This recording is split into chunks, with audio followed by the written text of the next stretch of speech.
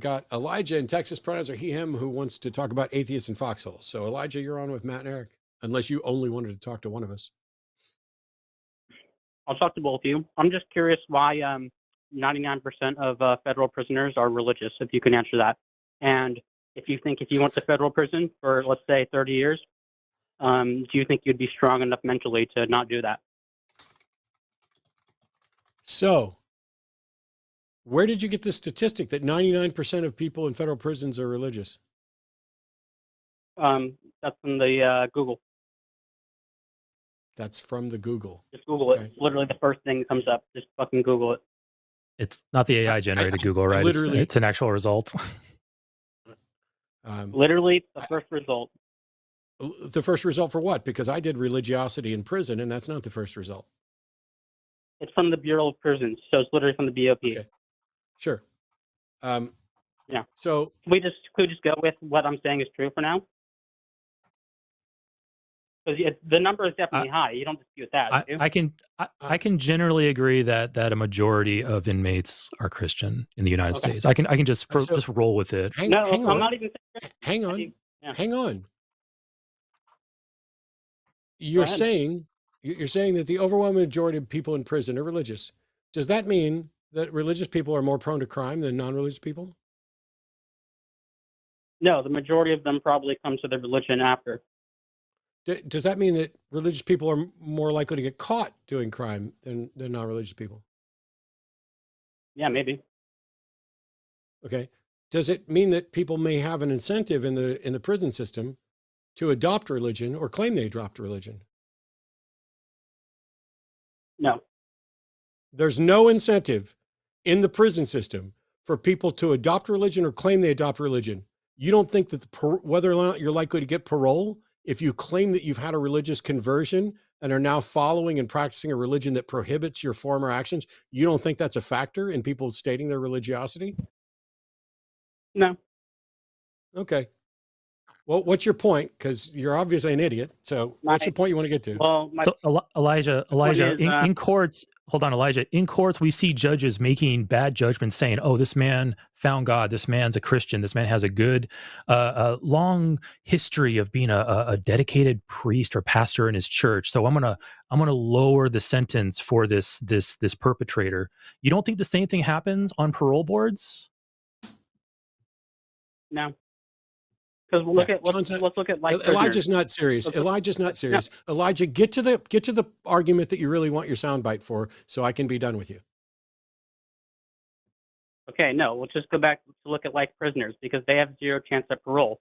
They are still religious to a high extent. So explain that. Yeah. It's not all about parole. It's about treatment from the guards and other things as well. But in any case.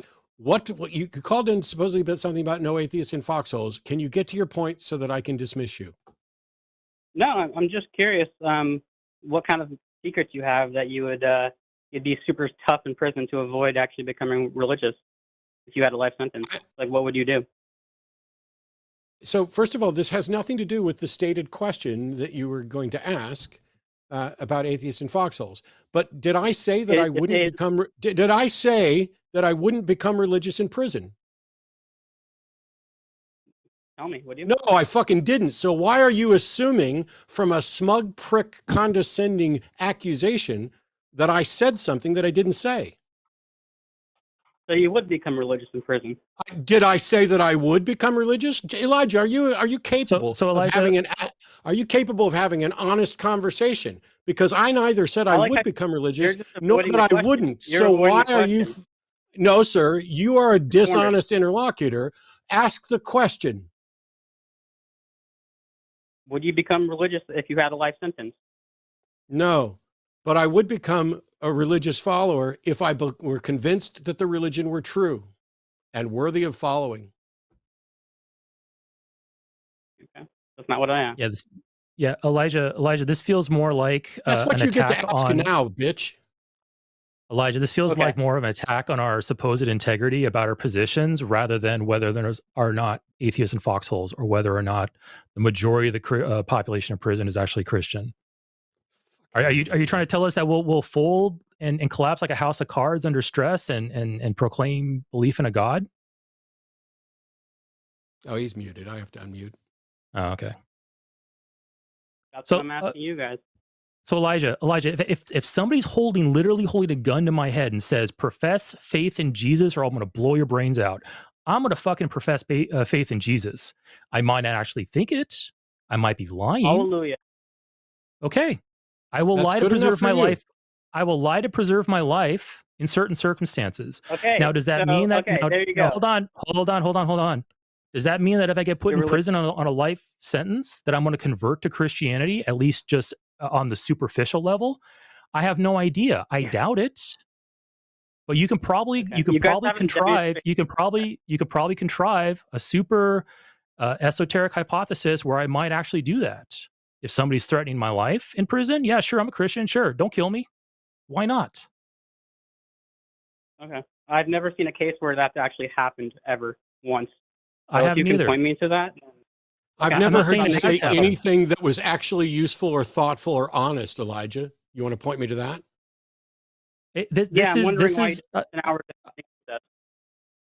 I suspect this is just an attack on our integrity. And Elijah, I will tell you, I will lie under certain circumstances. I just asked you for something that you've ever said that was useful, productive, or honest, and you said, yeah, why did you spend an hour talking about incest? How does that point to anything that you've ever said that was useful, productive, or honest? You changing the subject. So answer it. I'm sorry. Did you spend an hour Are you changing the subject again now that I've asked you twice, 2 questions now back to back, and you've refused to answer both of them? You're accusing me of changing the subject when I literally answered your question. Are you capable of being honest, Elijah? Are you? Yes. Would you? Okay, so answer me then. You still have not answered my original question. If you got locked up, let's say for a life sentence, okay, because you did something crazy, what would you turn? What would you turn to? That is not the question you've asked. You've never asked that question until right fucking now. Before, you asked me whether or not I would convert to a religion, and I answered that, and I answered it with no. I would only convert to a religion if I were convinced it were true and deserving that. But now you're asking, if I were to get locked up, what would I turn to? I don't know what you mean. What would I turn to for what? Because like I explained, most inmates, and this is not just for free wine, for free. What would I turn to for what? What would I turn to for what? For mental comfort, like most inmates need. I don't need to turn to anything else for mental comfort. That's very funny because you haven't been locked up for life in prison. So do you to say that? I don't know what it's going to be like for life in prison. So if you're, and ask me a hypothetical, are you so stupid that you're not aware that when you ask someone a hypothetical, they must judge it based on their current understanding of that and not on what will actually happen? Try talking over me. See how fucking good that goes for you, Elijah.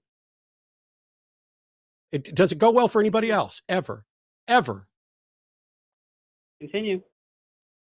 I'm done. I asked you what I would need. You asked me what I would turn to, and I said for what?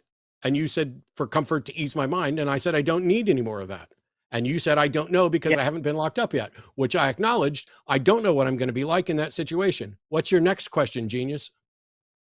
My point is, what's your next question?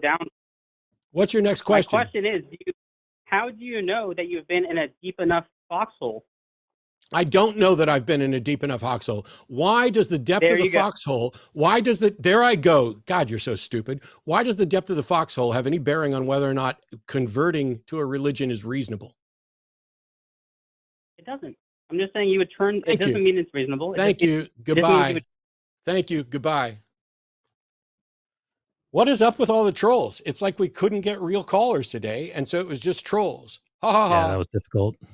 How do you know you haven't been in a deep enough foxhole yet? Yeah, I don't. Because hypothetically, you can go either way. You can contrive of an extreme hypothetical situation where the pressure just builds and builds and builds. And you keep on asking the question, would you convert to Christianity then? Would you convert to Christianity then?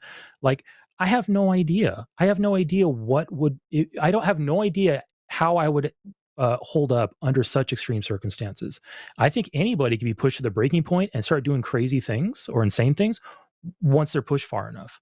And that road goes both directions. I could easily, with lost his name, Elijah, I think. I could easily say, okay, Elijah, let's start contriving hypotheticals that would get you to denounce your Christianity. How much pain and suffering and loss would you have to endure in order for you to give that up?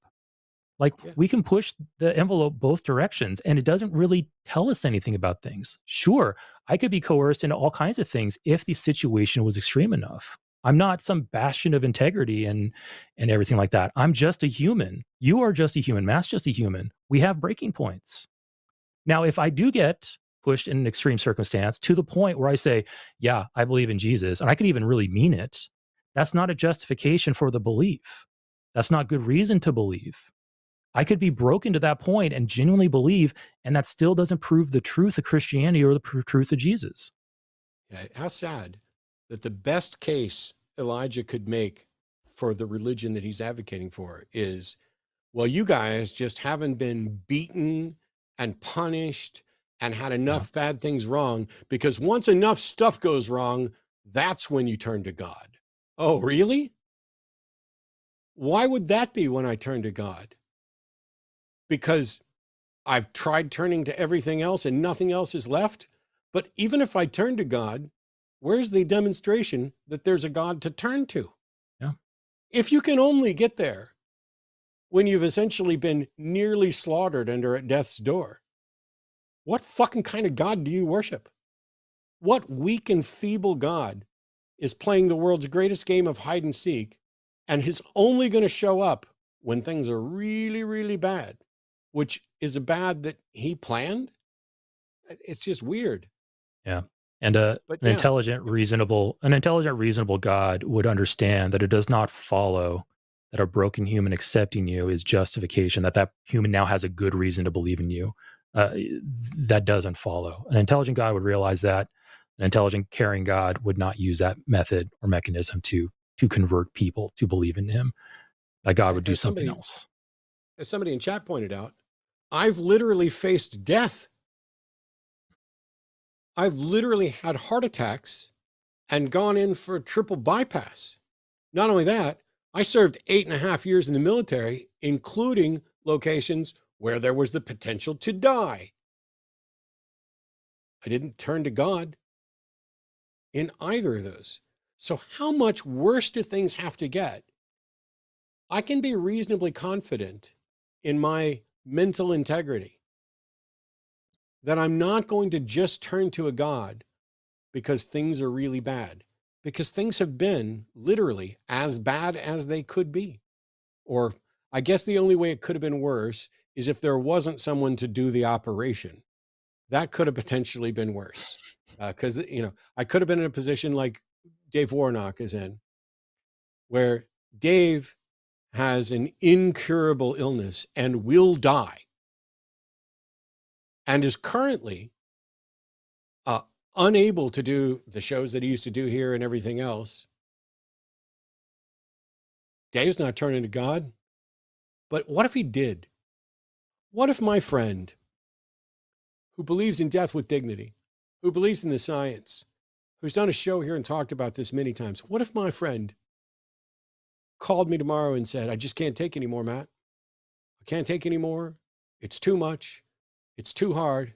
It's too bad. I'm turning to God. I'm going back to my former religion, or I've found some new religion. I'm turning to God. What would I say? I'd say, Dave, do you have good reason to believe it's true, or are you doing it because it makes you feel better? If he's got good reason to think it's true, I might join him. If he's doing it just to make it feel better, I'm going to give him a hug and say, you face death however you face death. Because Dave turning to whatever religion or God doesn't in any way testify to the truth of that God. This cartoon caller that we get, I don't believe you're real. I have more respect for the integrity of Christians and theists in general than I could possibly have for the fake callers who have been calling in and trolling about nonsense. Hello, I'm Jimmy Snow, executive producer for The Line and avid candy eater.